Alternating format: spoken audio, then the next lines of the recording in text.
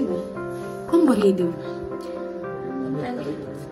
Fitante, depuis que l'hôpital tourne à l'endroit de mon boré de Malaoudi, comme boré, tu dis on a Malaoudi.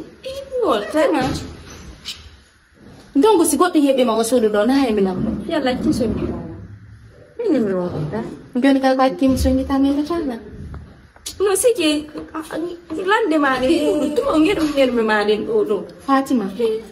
Fatima, on boré d'ima. Kuna anko moja sibe yoti gari kikire no wodi commenting to nyama ya tinta da kun no to mi da lando Fatima kadi gari wali rantana bi inni salam to lan fi Allah nya setto bele nan kon mi ro ki hala go mi ko an ni ran ni ko na wana ko mi wodi ko mi gira ko ko no na hala ko setto bele okay mina mi ya ona anko moja ko ki era forse Kononde saya tibe ko buru dan tibe ko mam ko be wadu pigi dum kala ko be wakta be jawa e hon kono na kan ko mode so ari no ngande furkan to ya ko won ko don kam yabbu to mo do jona mo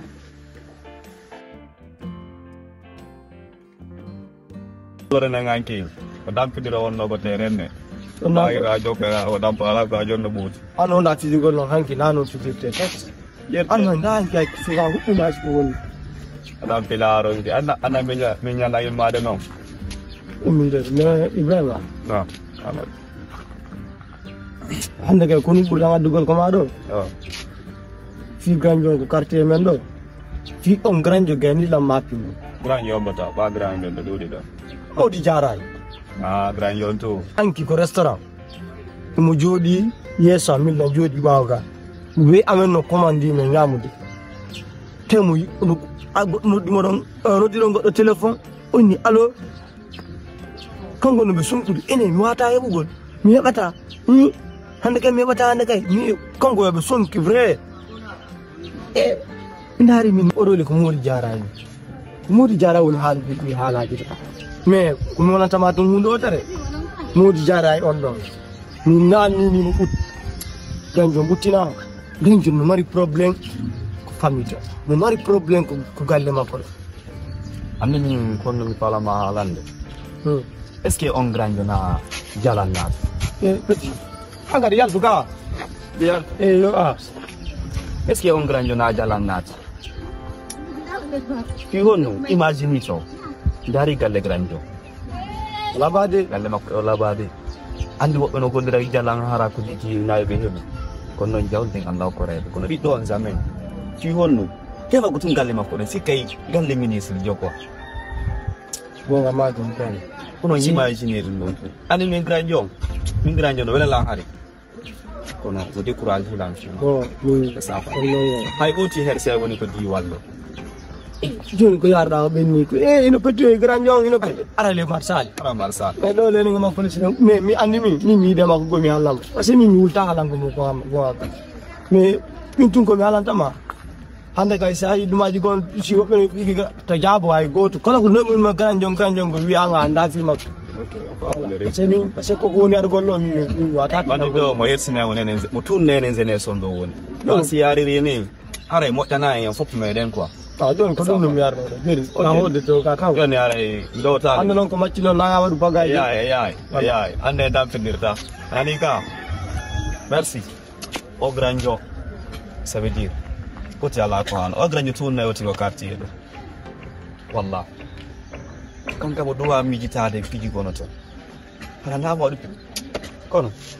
min mi kan simi de ma ko me yawti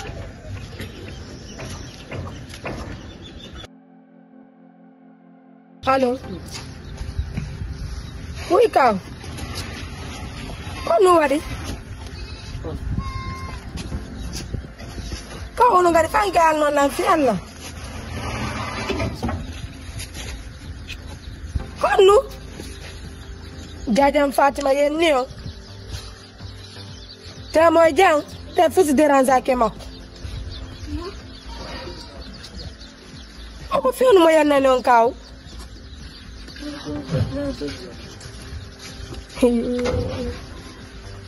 Allahu Akbar.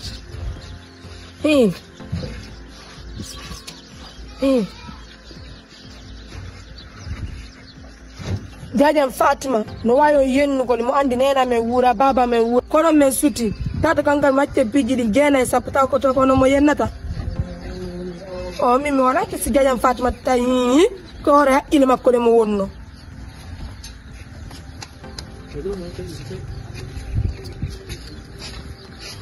oh oh kada kanko mo ta joda ko mon do mo munyo hanga non okkora mo modi tawto ko mo yaw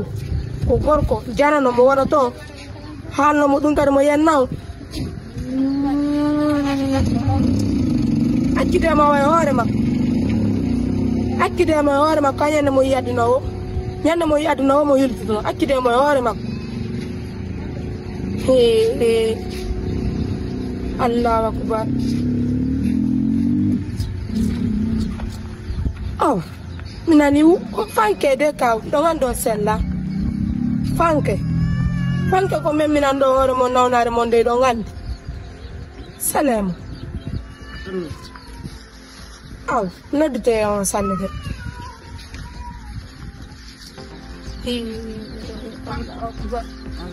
Jajan Fatima Fiti to kangu goto ala mo yenna mo ala gore be mo yenna mala sara ko be mo yenna sina kaw Fatima na tinderda ka kunwat na tinderda dara darna langi ba ku di ko il espori min no ja mi da futi na tindandi ko no defo woni wala andi ko addi ma do faddi kon waddi ma taw dum anda ko ngati parce que mi écoute kon ngadule ni negu de kon nyangadude mi ngo programme mi ndo ganla mi ala na bandela mbuli fus kono na wadde Fatima ko ni haldiro den mina sacrifice mina biddo ngo yari na ko biddo goddo fino hebire mbuli don kon laitinde mo mbuli fus ko na wadde do ala kon wad negu epi natenga ko arman tagani do wurde après mi refondama again halu gol mi jabu ma parce que min na sikule ko adde ko arir do wona fi sonko wona fi gere ko yew to famodire me explicara ma ko no derga wode ko no pijidi woni fejide me sa ardi sonko buru dandi on ni etta ango on no wayri ande wata fam de wada ala nabande mbul de wada ala wonde defu dandi mi wayri wala ma explicande ko tel fara cela mi ardo mi jabata no mi wayri hen dade bude ni to problem jano no to antram ni ma afami ko dum do fo mi falno ma explicande fiya wadu doy afami tipin tension ma tipin bernde ma den mi wayri won hen dade bude jongo makko siko jonni la après mi jonete bebe afi bebe asukuri mi ala akil dani na ango afudi ko mo hidugol mina suti non ko lay pos afudi ko mo hidugol jonno afala la mi wodi tali jon bayira sudu seke fus ala ko manki der kaka jon mi da higitude la mi wolante do ko lawaki afamika mokima une semaine ça petit une semaine si mi ari der tam wada desor yalte ngem fop mem hote ko non marko mo wonna ma sida est ce que da fam de la ami ko non tu marko mo wonna ma bebe tandi ko no awata inni ko la oskila une semaine hida andi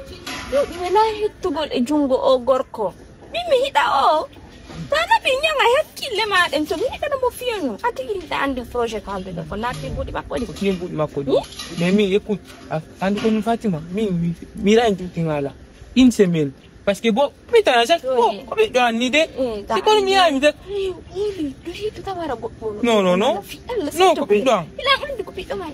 to don no fa sai minni ka bungudi go min sai na ma ka to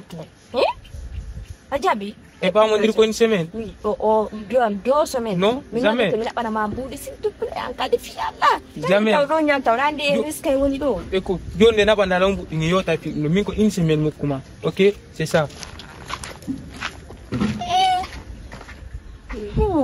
maintenant do kar ko no fala la wadu ko ko der wonno mi OK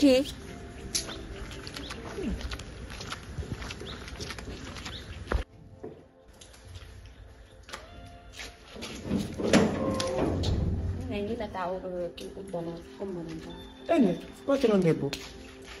dum to gurro ko ndi no dari dey no bawle nay bale ma fe ko bantara ye no dari dey accumi landu